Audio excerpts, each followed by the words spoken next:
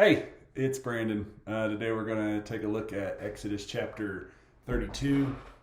Even though Israel had seen firsthand the invisible God in action, they still wanted the familiar gods they could see and shape into whatever image they desired. Now, before we get all judgy, let me remind you we can be very similar.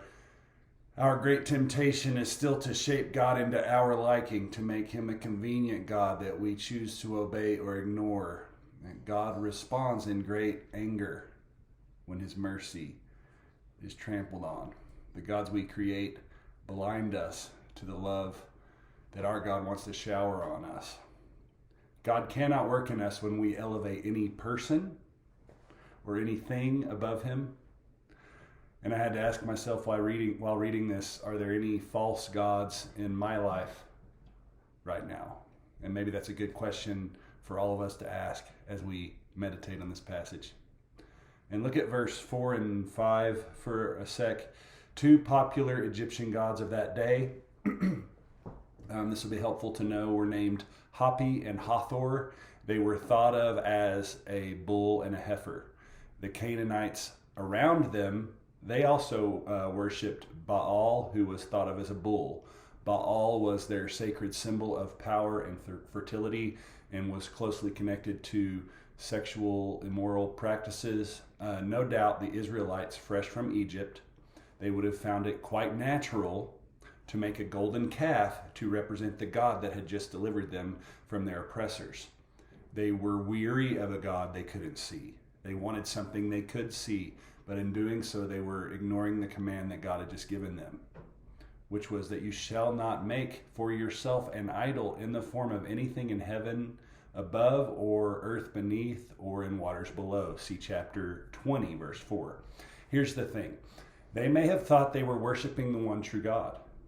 However, their apparent sincerity was no excuse for disobedience. You can be sincere and still be disobedient.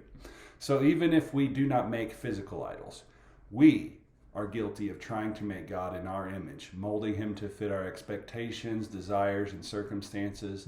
When we do this, we end up worshiping ourselves rather than the God who created us. And self-worship today, as in the time of the Israelites back then, it leads to all kinds of immorality.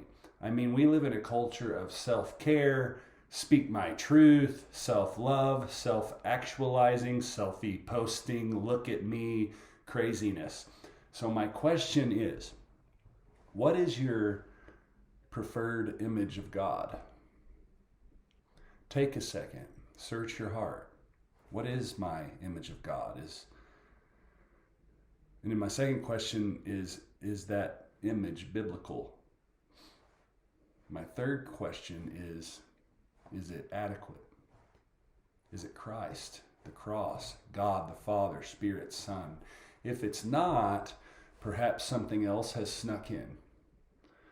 Father, would you give us the eyes to see and the discernment to swiftly deal with any idols that take hold of our lives? Only you are worthy of our worship. You guys have a great day. Peace be with you.